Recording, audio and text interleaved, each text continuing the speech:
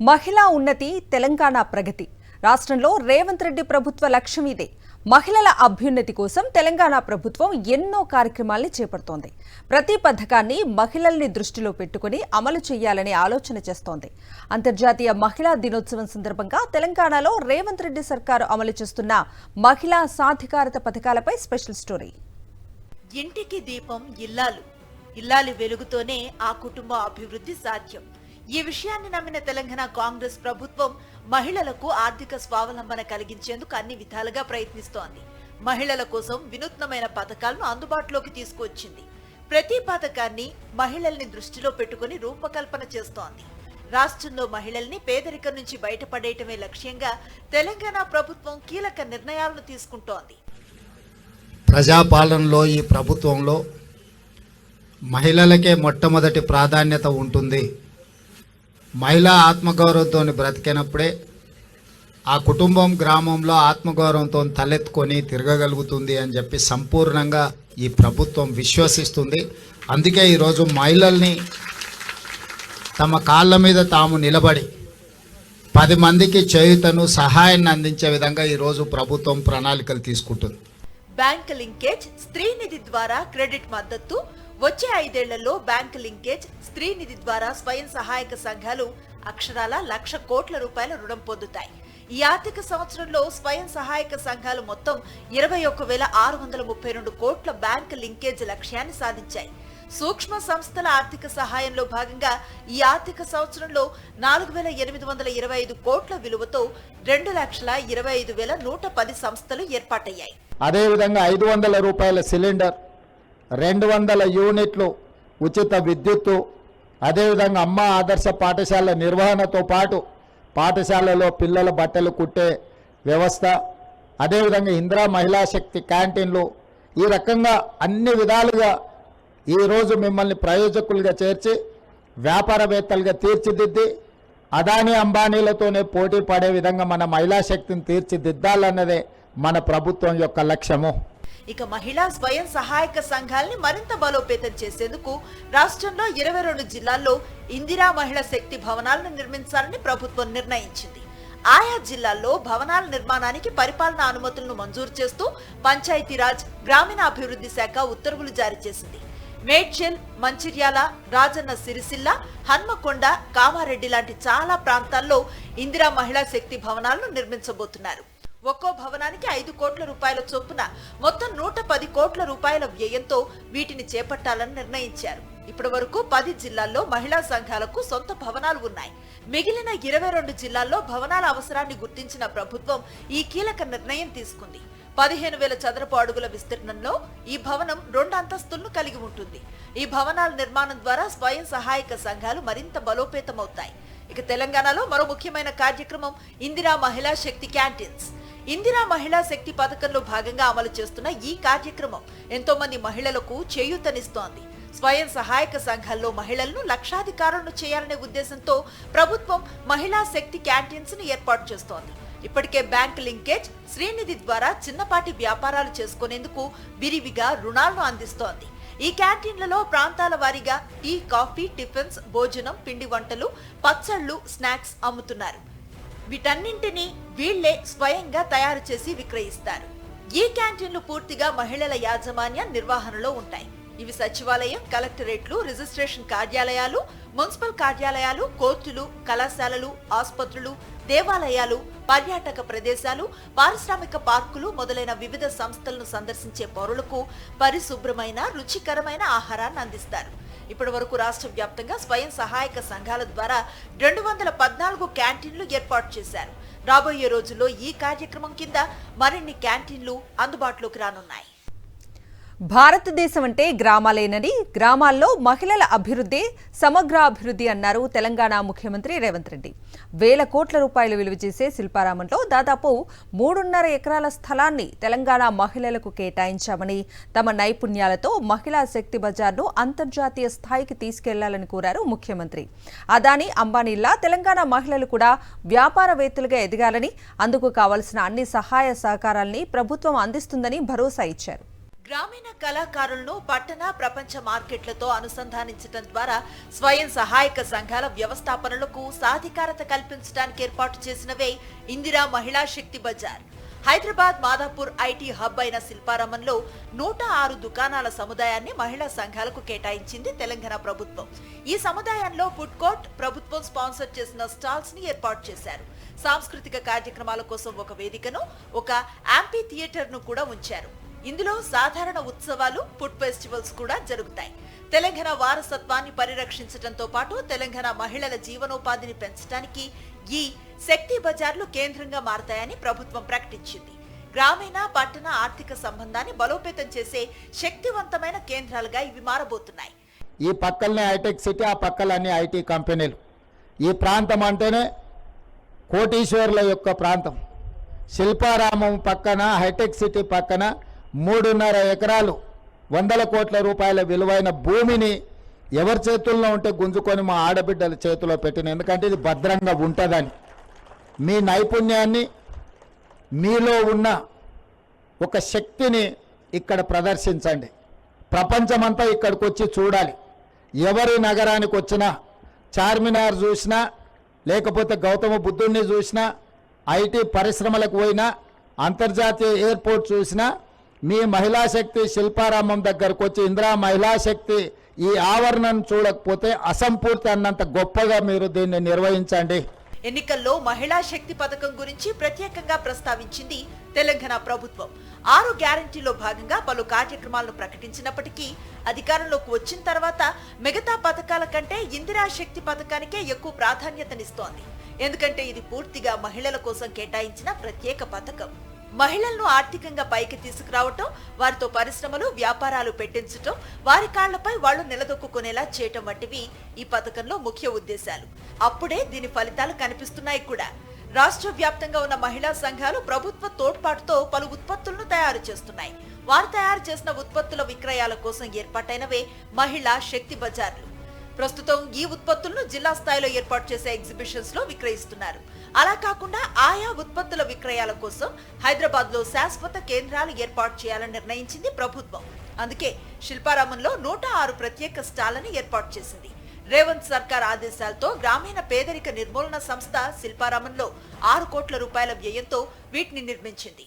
ఇందిరా మహిళా శక్తి పథకంలో భాగంగా పట్టణ, గ్రామీణ ప్రాంతాల్లో పాఠశాల యూనిఫామ్ కుట్టే పనులను కూడా మహిళా సంఘాలకు కేటాయించాలని రాష్ట్ర ప్రభుత్వం నిర్ణయించింది. గతేడాది మార్చి 12న జీవో జారీ చేసింది. మహిళలను ఆర్థికంగా మరింత బలోపేతం చేసేందుకు అమ్మ ఆదర్శ పాఠశాల కమిటీలు ఏర్పాటు చేసింది ప్రభుత్వం. అన్ని ప్రభుత్వ పాఠశాలల్లో విద్యార్థులు యూనిఫామ్స్ కుట్టు పనులకు ఈ సంఘాలకు అప్పగించారు. Government school students uniforms, SC, ST, minority శాఖలకు చెందిన రెసిడెన్షియల్ స్కూల్స్, సంక్షేమ హాస్టల్స్ లో ఉంటున్న పిల్లల స్కూల్ యూనిఫామ్స్ కుట్టే బాధ్యతను స్వయం సంఘాలకు అప్పగించారు. రాష్ట్ర వ్యాప్తంగా 63,45,000 జతల స్కూల్ యూనిఫామ్స్ కుట్టాల్సి ఉంది. దీనికి తోడు మహిళలకు ఇచ్చే కుట్టు ఛార్జీల్ని 50 రూపాయల నుంచి 75 రూపాయలకు పెంచింది ప్రభుత్వం. 2024-25 విద్యా సంవత్సరంలో 2,259 మహిళా శక్తి కుట్టు కేంద్రాలు ఏర్పాటయ్యాయి. 29,680 స్వయం సహాయక సంఘాల మహిళా దర్జీల్ని ప్రభుత్వం నియమించింది. 37,59,000 యూనిఫామ్లను కుట్టి పంపిణీ చేశాయి. దీని ద్వారా మొత్తం 728 కోట్ల ఆదాయాన్ని ఆర్జించాయి మహిళా సంఘాలు. మహిళా సాధికారితకు ఇంతకంటే పెద్ద ఉదాహరణ ఇంకేముంటుంది? తెలంగాణలో అమ్మ ఆదర్శ పాఠశాల కార్యక్రమంలో భాగంగా ప్రభుత్వ పాఠశాలల నిర్వహణలో మహిళా స్వయం సహాయక సంఘాలు కీలక పాత్రను పోషిస్తున్నాయి. ప్రతి పాఠశాలలో ఏర్పడిన అమ్మ ఆదర్శ పాఠశాల కమిటీల ద్వారా స్కూల్స్ లో మౌలిక సదుపాయాలు మెరుగుపరచడం, పిల్లలు చదువుకోవడానికి అనువైన వాతావరణాన్ని ఏర్పాటు చేయడం లాంటివి చేస్తున్నారు.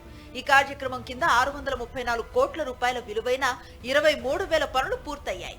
మరుగుదొడ్ల నిర్మాణం, శుభ్రత, ప్రహరీ గోడల నిర్మాణం, తరగతి గదుల శుభ్రత వంటి ఎన్నో కార్యక్రమాలు ఈ పథకం కింద పూర్తవుతున్నాయి. గ్రామీణ పట్టణ ప్రాంతాల స్వయం సహాయక సంఘాల మహిళలకు ఆర్థిక చేయూతనివ్వటమే కాదు, వాళ్ల రక్షణకు కూడా కట్టుబడి ఉంది తెలంగాణ ప్రభుత్వం. స్వయం సహాయక సంఘాలకు భద్రత కల్పించేలా వాళ్లకు ప్రమాద బీమా, రుణ బీమాను అందిస్తోంది. ఇక మారుతోన్న జీవన పరిస్థితులకు అనుగుణంగా సంప్రదాయ కార్యక్రమాలే కాకుండా ఫిష్ రీటైల్ అవుట్లెట్లు, సోలార్ పవర్ ప్లాంట్లు లాంటి విభాగాల్లో కూడా స్వయం సహాయక సంఘాలకు అవకాశాలు కల్పిస్తోంది రేవంత్ రెడ్డి ప్రభుత్వం. చిరు వ్యాపారాలు, వాహనాల కొనుగోలు, వ్యవసాయం లాంటి అవసరాలకు స్త్రీనిధి పొందిన వాళ్లకు సురక్ష బీమాను వర్తింపచేస్తోంది ప్రభుత్వం. ఏదైనా ప్రమాదం జరిగి రుణం తీసుకున్న మహిళ మరణిస్తే ఆ కుటుంబంపై భారం పడకుండా ఉండేందుకు లోన్ మొత్తాన్ని మాఫీ చేస్తారు. గతంలో రుణం తీసుకున్న వాళ్లకే బీమా వర్తింపచేసేవాళ్లు. కానీ ఇప్పుడు స్వయం సహాయక బృందాలన్నింటికీ లోన్తో సంబంధం లేకుండా బీమా సౌకర్యం కల్పిస్తోంది రేవంత్ రెడ్డి సర్కార్.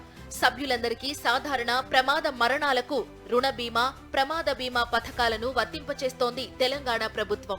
సంఘ సభ్యులు ఎవరు మరణించినా ఆ కుటుంబానికి బీమా అందుతుంది.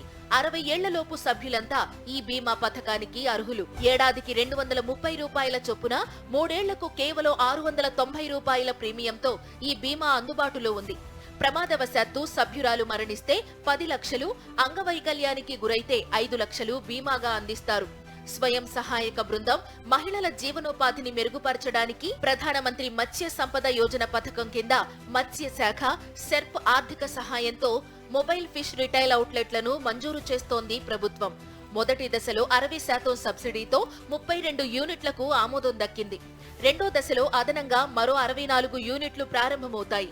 చేపల నిల్వ కోసం, ప్రాసెస్ చేసిన ఉత్పత్తుల కోసం ప్రత్యేకంగా ఈ వాహనాల్ని తయారు చేశారు. ఇక సోలార్ పవర్ ప్లాంట్ విభాగంలో కూడా మహిళా సంఘాలకు ప్రాతినిధ్యం కల్పిస్తున్నారు. ఇందిరా మహిళా శక్తి పథకం కింద స్వయం సహాయక బృందంలోని మహిళా సభ్యులకు సోలార్ పవర్ ప్లాంట్ల ఏర్పాటుకు చేయూత అందిస్తున్నారు.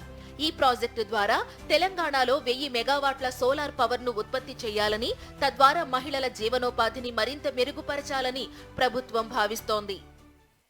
ఇంతకుముందు అదానీ, అంబానీలు సోలార్ పవర్ ప్లాంట్లు పెట్టేది, పెద్ద పెద్ద కార్పొరేట్ సంస్థలు పెట్టేది. టాటాలు, బిర్లాలు సోలార్ పవర్ ప్లాంట్లు పెట్టుకొని ప్రభుత్వాలకు విద్యుత్తు సరఫరా చేసేది. మొట్టమొదటిసారి మన తెలంగాణ రాష్ట్రంలో 1000 మెగావాట్ల సోలార్ పవర్ ప్లాంట్లను పెట్టే అవకాశం, అనుమతి, ఒప్పందాలను ఈరోజు మహిళలతో చేసుకున్నాం. అదానీ, అంబానీలతో పోటీపడి సోలారు విద్యుత్ ఉత్పత్తి చేసే వ్యాపారాన్ని మా ఆడబిడ్డల చేతికి ఈరోజు మన ప్రభుత్వం అందించింది. మహిళా సంఘాలకు ఆర్థిక స్వావలంబన కల్పించేందుకు మరో వినూత్న నిర్ణయం తీసుకుంది తెలంగాణ ప్రభుత్వం. ఆర్టీసీ అద్దె బస్సుల కేటాయింపులో మహిళలను భాగస్వాముల్ని చేస్తోంది. ఇందిరా మహిళా శక్తి పథకం కింద స్వయం సహాయక బృందంలోని మహిళలు ఆర్టీసీ అద్దె బస్సులు కలిగి ఉంటారు. ఈ పథకం ఉద్దేశం గ్రామీణ రవాణాను మరింత మెరుగుపరచడం, మహిళలకు ఆదాయ అవకాశాలను సృష్టించడం. తొలి విడతలో భాగంగా 150 మండల సమాఖ్యలకు 150 బస్సులు ఇచ్చారు. మిగిలిన 450 బస్సులు త్వరలోనే అందుబాటులోకి రానున్నాయి. ప్రభుత్వం బ్యాంకు గ్యారంటీ అందించి మరీ ఈ కార్యక్రమాన్ని ప్రోత్సహిస్తోంది. ఆర్టీసీలో బస్సులు గతంలో ప్రైవేట్ సంస్థలు, పెద్ద పెద్ద కార్పొరేట్ సంస్థలు బస్సులు కొని కిరాయికి ఇచ్చేది ఆర్టీసీకి. ఈరోజు మహిళా సంఘాల నుంచి ఆర్టీసీ బస్సులు కొనడానికి అన్ని రకాల సహకారం అందించి 600 ఆర్టీసీ బస్సులు ఈరోజు మహిళా సమైక్య వాళ్ళ ఆర్టీసీకి ఈరోజు కిరాయికి నడిపే పరిస్థితి వచ్చిందంటే 600 బస్సుల యజమానులను ఈరోజు ఆర్టీసీ అద్దె బస్సులతో పాటు జిల్లా సమాఖ్యల ద్వారా ఏకంగా పెట్రోల్ బంకులిచ్చే కార్యక్రమానికి కూడా రేవంత్ రెడ్డి సర్కార్ శ్రీకారం చుట్టింది. గౌరవ ముఖ్యమంత్రి రేవంత్ రెడ్డి రాష్ట్రంలోని నారాయణపేట జిల్లా మహిళా సమాఖ్యల ద్వారా నిర్వహిస్తున్న మొట్టమొదటి పెట్రోల్ పంపును ప్రారంభించారు. 1,23,00,000 రూపాయల వ్యయంతో భారత్ పెట్రోలియం కార్పొరేషన్ సౌజన్యంతో ఈ బంకును ఏర్పాటు చేశారు. ఇలాంటి పెట్రోల్ బంకులను అన్ని అసెంబ్లీ నియోజకవర్గాల్లో విస్తరించడానికి ప్రణాళికలు సిద్ధం చేస్తున్నారు. ఇలా తెలంగాణలోని ప్రతి జిల్లాలో మహిళా పెట్రోల్ బంకులు ఏర్పాటు చేయాలని ప్రభుత్వం కృతనిశ్చయంతో ఉంది. ఈ బంకుల్లో మేనేజర్తో పాటు 6 మహిళలు పనిచేస్తారు. నిర్వహణ బాధ్యత మొత్తం ఈ మహిళలదే. జిల్లా సమాఖ్య అధ్యక్షురాలు మేనేజర్గా వ్యవహరిస్తారు. ఎన్నికల ప్రచారంలో ఇచ్చిన మాటకు కట్టుబడి 6 గ్యారంటీల్ని అమలు చేయడంలో అహర్నిశలు శ్రమిస్తోంది తెలంగాణ ప్రభుత్వం. మహాలక్ష్మి పథకం కింద ఇప్పటికే తెలంగాణ మహిళలకు ఉచిత బస్సు ప్రయాణాన్ని కల్పించిన రేవంత్ సర్కార్ ఇందిరమ్మ ఇల్లు, గ్యాస్ సిలిండర్లతో పాటు విజయాలు సాధించిన మహిళల్ని సముచితంగా గౌరవిస్తోంది. ఇలా తమ పాలనలో మహిళలకు ప్రాధాన్యం ఇస్తూ వాళ్ల అభ్యున్నతి కోసం పాటుపడుతున్నారు ముఖ్యమంత్రి రేవంత్ రెడ్డి. తమ పాలనలో 6 గ్యారంటీలకు పెద్దపీట వేసింది తెలంగాణ సర్కార్. ప్రజలకు ఇచ్చిన మాట ప్రకారం అర్హులైన లబ్ధిదారులకు 6 గ్యారంటీలను అమలు చేసేందుకు రాష్ట్ర ప్రభుత్వం నడుం బిగించింది. రాష్ట్ర ప్రభుత్వం అధికారం చేపట్టిన 48 గంటల్లోనే ఆడబిడ్డలకు లబ్ధి చేకూర్చే మహాలక్ష్మి పథకాన్ని అమలు చేసింది. ఆర్టీసీ బస్సుల్లో మహిళలకు ఉచిత ప్రయాణ సదుపాయం కల్పించింది. ఇప్పటి వరకు 148 కోట్ల మందికి పైగా మహిళలు జీరో టికెట్లు తీసుకున్నారు. ప్రయాణ ఛార్జీల భారం తగ్గిపోవడంతో దాదాపు 4,970 కోట్ల రూపాయలు మహిళలకు ఆదా అయ్యింది. మహిళా శక్తి అంటే ప్రపంచానికి చూపించాలి. తెలంగాణ మహిళా శక్తి ఈ దేశానికి ఆదర్శంగా నిలబడాలని నిర్ణయించుకున్నాం. ఆ నిర్ణయంలోనే భాగస్వాములుగా మిమ్మల్ని చేయాలని, సోలార్ పవర్ ప్రాజెక్టులు అదాని అంబానీలతో మా ఆడబిడ్డలు పోటీ పడాలని, మీ అందరినీ 1 కోటి మంది ఆడబిడ్డల్ని కోటీశ్వరులను చేయడమే లక్ష్యంగా ఈరోజు ఈ ప్రభుత్వం నిర్దిష్టమైన కార్యాచరణను తీసుకొని ముందుకు వెళ్తుంది. ఆర్టీసీలో ఉచిత ప్రయాణం 115 కోట్ల మంది ఆడబిడ్డలు ప్రయాణం చేసి ఈ సంవత్సరంలో 4,000 కోట్ల రూపాయలు ఆర్టీసీకి ఆడబిడ్డల తరఫున మనం చెల్లించినాం. ఒక్కొక్క ఆడబిడ్డకు 5,000 నుంచి 7,000 రూపాయలు ఈరోజు మిగులుతుంది.